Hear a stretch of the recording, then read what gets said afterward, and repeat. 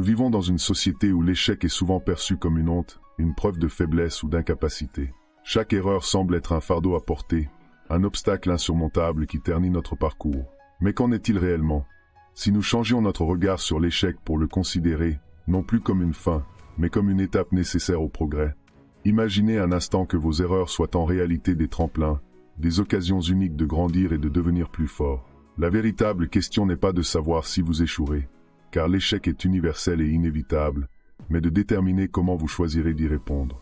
Les stoïciens nous offrent une perspective radicalement différente. Pour eux, l'échec n'est pas une menace, mais une opportunité de cultiver la résilience, d'affiner nos valeurs et de redéfinir notre chemin. En cela, ils ne cherchent pas à éliminer la douleur ou la déception, mais à les transformer en levier de croissance. Dans cette vidéo, nous allons explorer ensemble les leçons que cette philosophie intemporelle nous enseigne sur l'échec. À travers des réflexions profondes et des pratiques concrètes, vous découvrirez comment les stoïciens voyaient dans chaque revers une chance de mieux comprendre, de mieux agir et, surtout, de mieux vivre. Restez avec moi jusqu'à la fin, car chaque section de cette vidéo vous guidera pas à pas pour intégrer ces principes dans votre quotidien. Si ces idées résonnent en vous, abonnez-vous à Esprit Stoïcien et activez les notifications. Ensemble, nous apprendrons non seulement à affronter nos échecs, mais à les transformer en opportunités précieuses pour grandir et nous épanouir. L'échec, dans notre société moderne, est souvent perçu comme une catastrophe personnelle, une preuve de notre incapacité ou de notre manque de valeur. Nous vivons dans un monde où les réussites sont affichées et célébrées à chaque coin de rue, tandis que les revers restent dissimulés, perçus comme des failles à masquer. Mais pourquoi cet état d'esprit est-il si répandu? Et surtout, qu'apporte-t-il réellement, sinon une pression constante et une peur paralysante? L'échec, pourtant, est universel. Il touche tout le monde, des plus humbles aux plus grands génies, et il est la condition même de l'apprentissage et du progrès. Les stoïciens, eux, avaient une vision bien différente. Ils considéraient l'échec non comme un jugement de valeur, mais comme une étape inévitable dans la quête de sagesse et de maîtrise de soi.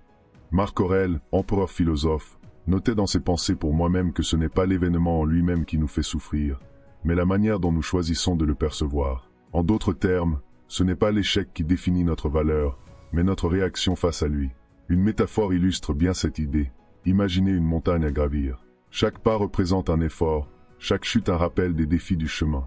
Pourtant, ce sont précisément ces chutes qui affermissent notre volonté, qui nous poussent à revoir nos stratégies et à nous relever plus déterminés.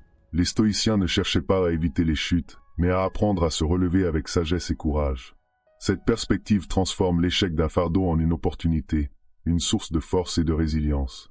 Pour les stoïciens, la clé réside dans l'attitude que l'on adopte face à l'échec. Selon leur philosophie, nous avons peu de contrôle sur les événements extérieurs, mais nous avons toujours la capacité de choisir notre réponse. Ce principe, central dans la pensée stoïcienne, nous enseigne à distinguer ce qui dépend de nous, nos actions, nos jugements, notre volonté, de ce qui ne dépend pas de nous, comme les résultats ou l'opinion des autres. Un ami m'a raconté un jour comment il avait perdu un emploi qu'il adorait. Sur le moment, cela lui avait semblé une catastrophe. Mais en prenant du recul, il avait choisi de voir cette perte non comme une fin, mais comme une chance de redéfinir ses priorités. Il avait utilisé ce temps pour se former, explorer de nouvelles passions, et, finalement, trouver une voie encore plus alignée avec ses valeurs. Cet exemple illustre parfaitement l'idée stoïcienne selon laquelle l'échec est neutre. Il devient un problème ou une opportunité selon la manière dont nous l'interprétons.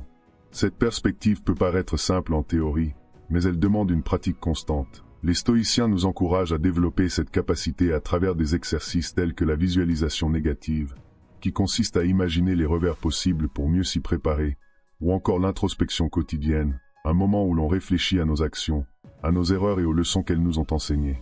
Ces pratiques, loin d'être abstraites, deviennent des outils puissants pour transformer nos échecs en véritables tremplins vers la croissance personnelle.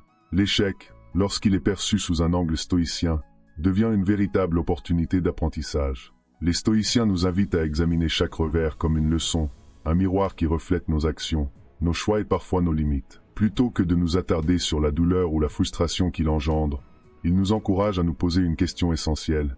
Qu'est-ce que cette situation peut m'apprendre? Cette attitude, bien que contre-intuitive, transforme l'échec en un processus actif de croissance. Pour comprendre cette notion, pensez à l'histoire d'un inventeur célèbre, Thomas Edison, qui disait à propos de ses nombreuses tentatives infructueuses, « Je n'ai pas échoué.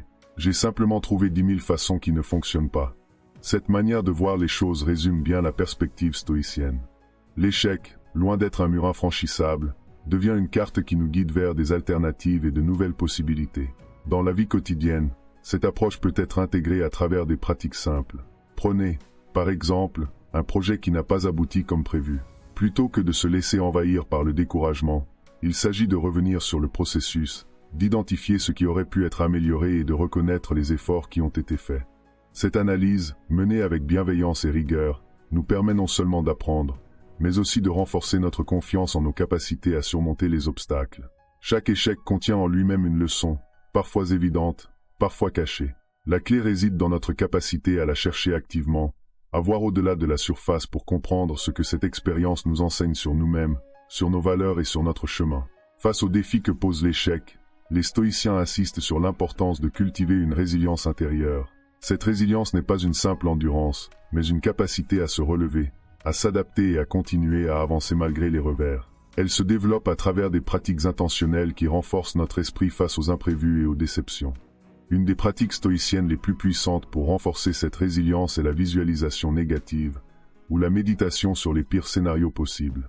En imaginant les échecs potentiels avant qu'ils ne se produisent, non pas pour les craindre, mais pour s'y préparer mentalement, nous désamorçons leur pouvoir. Ainsi, lorsque le pire se produit, il ne nous surprend pas, et nous sommes mieux armés pour y faire face avec calme et lucidité. Un autre outil clé est l'introspection quotidienne, une pratique chère à Sénèque. Chaque soir, il recommandait de réfléchir aux actions de la journée. Qu'avons-nous fait de bien? Où avons-nous trébuché? Cette habitude, loin d'être une autocritique, est une occasion de grandir en prenant conscience de nos forces et de nos axes d'amélioration. Elle nous permet de transformer nos erreurs en opportunités d'apprentissage. Ces pratiques, bien qu'exigeantes, ne sont pas réservées aux grands moments de crise. Elles peuvent être appliquées aux petites frustrations du quotidien, comme un désaccord avec un collègue ou une tâche inachevée. Chaque situation devient une opportunité de développer cette résilience qui, peu à peu, nous rend plus forts et plus sereins face aux épreuves de la vie.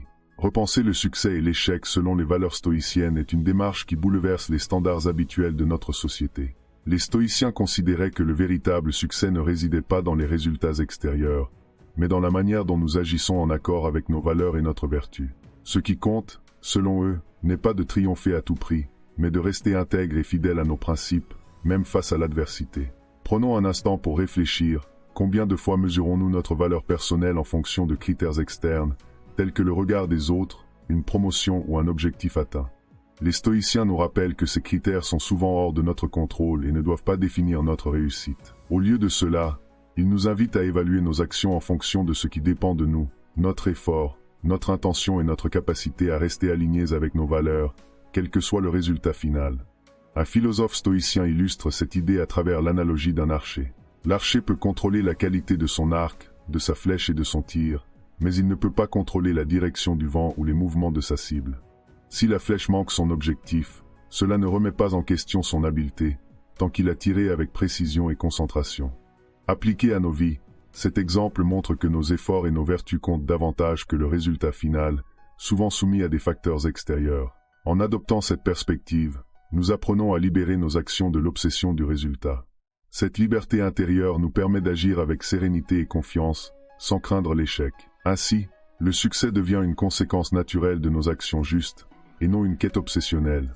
Transformer l'échec en tremplin pour l'avenir est l'essence même de la philosophie stoïcienne. Chaque revers, aussi douloureux soit-il, contient une opportunité de croissance, à condition que nous soyons prêts à le voir sous cet angle. Cette transformation demande un effort conscient, mais les bénéfices qu'elle procure sont immenses, une plus grande résilience, une meilleure connaissance de soi et une capacité accrue à surmonter les obstacles. L'histoire d'une collègue me revient en mémoire. Après avoir échoué à obtenir une promotion qu'elle convoitait, elle s'était d'abord sentie découragée. Pourtant, en prenant du recul, elle avait réalisé que cet échec n'était pas une fin, mais une invitation à réévaluer ses priorités et à se concentrer sur son développement personnel. Plutôt que de s'attarder sur cette opportunité manquée, elle avait investi dans de nouvelles compétences, renforcé ses réseaux et, à terme, trouvé un poste bien plus en accord avec ses aspirations profondes. Ce qu'elle avait d'abord perçu comme un échec était devenu une étape clé de son évolution. Cette capacité à transformer l'échec repose sur une pratique essentielle, la gratitude pour les leçons apprises. Même dans les moments les plus difficiles, reconnaître ce que chaque expérience nous enseigne est un acte puissant. Cela ne signifie pas nier la douleur ou la frustration, mais les accueillir comme des éléments nécessaires de notre progression. En adoptant cette mentalité, nous faisons de chaque échec un tremplin pour nous élever davantage. Nous apprenons à voir au-delà de la perte immédiate pour identifier les opportunités qu'elle cache. Et ainsi, au lieu de nous définir par nos revers, nous devenons les architectes de notre propre renaissance. Intégrer la vision stoïcienne de l'échec dans le quotidien est un exercice qui nécessite régularité et intention. Il ne s'agit pas simplement d'adopter une nouvelle perspective, mais de pratiquer des outils concrets qui nous aident à transformer chaque revers en opportunité. Ce processus, bien qu'exigeant, est incroyablement libérateur. Il nous offre un moyen de reprendre le contrôle sur notre vie, non pas en manipulant les circonstances, mais en ajustant notre manière de les percevoir. Une méthode simple pour commencer est le journaling stoïcien. Chaque soir, prenez un moment pour revenir sur les événements marquants de la journée. Qu'avez-vous appris de vos succès? Quelles leçons pouvez-vous tirer de vos erreurs? Cette pratique d'introspection, inspirée par Sénèque et Marc Aurèle, ne vise pas à vous critiquer, mais à vous guider dans une réflexion constructive. Elle crée un espace pour reconnaître vos progrès, aussi infimes soient-ils, et pour envisager vos défis sous un angle nouveau. Un autre outil puissant est la pratique de la gratitude, même dans l'adversité. Prenez l'habitude de remercier la vie, non seulement pour vos victoires, mais aussi pour les difficultés qui vous poussent à grandir. Cette approche, bien que contre-intuitive, change profondément notre rapport aux épreuves. Elle nous aide à voir que l'échec n'est pas une injustice, mais une opportunité déguisée. Enfin, il est crucial de se rappeler que le chemin stoïcien est une progression, pas une destination. Chaque petit pas que vous faites pour adopter ces pratiques compte. Il s'agit d'un entraînement mental, tout comme un athlète s'entraîne physiquement. Et, peu à peu, vous constaterez que votre manière d'aborder les échecs évolue, vous rendant plus fort, plus résilient et plus aligné avec vos valeurs. Les stoïciens nous enseignent une vérité essentielle. L'échec n'est ni une fin, ni une fatalité.